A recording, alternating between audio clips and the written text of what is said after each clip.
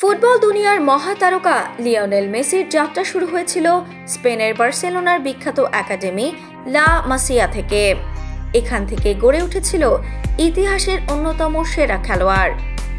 আশার খবর হলো সেই একই লা মাসিয়ায় এখন খেলছেন এক বাংলাদেশি কিশোর, তার নাম শায়ান।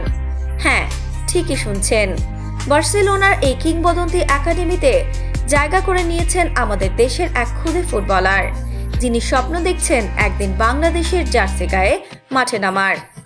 ছোটবেলা থেকেই ফুটবলের প্রতি তার প্রবল ভালোবাসা, প্রতিভা আর কঠোর পরিশ্রমের ফলে পৌঁছে গেছেন এমন এক জায়গায় যা কোটি ফুটবল প্রেমী বাচ্চারও স্বপ্ন। লা মাসিয়া শুধু একটি ফুটবল একাডেমি নয়, এটি এক ইতিহাস। এখান থেকে উঠে এসেছেন মেসি, ইনিয়েস্তা, জাভি, ফেব্রেগাস, পিকের মতো তারকারা। আর এখন সেখানে বাংলার পতাকার এক স্বপ্নবাজ কিশোর।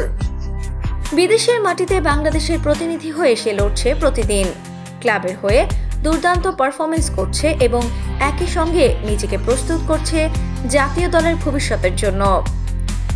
শায়ান নিজেই বলেছে, আমার স্বপ্ন একদিন বাংলাদেশের জার্সি গায়ে খেলবো, দেশের জন্য লড়বো।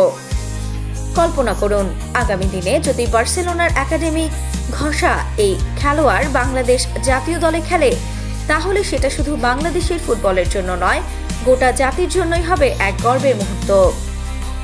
আমরা জানি মেসির নাম শুনলেই দুনিয়ার কোটি মানুষ উন্মাদনায় ভেসে যায়, আর এখন সেই মেসির পথ ধরে এগোচ্ছে এক বাংলাদেশি বালক।